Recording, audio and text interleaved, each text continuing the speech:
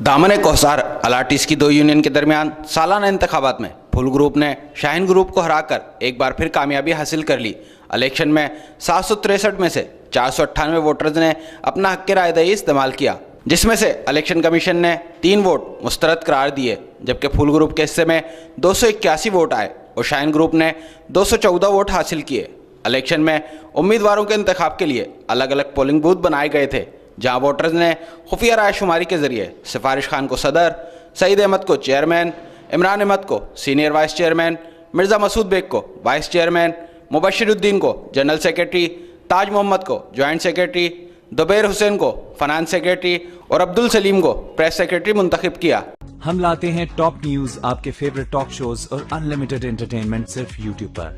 अगर आपने अभी तक हमारा चैनल सब्सक्राइब नहीं किया तो अभी सब्सक्राइब करें और बेल आइकॉन को क्लिक करके हमारी लेटेस्ट वीडियोस के बारे में अपडेट जानें।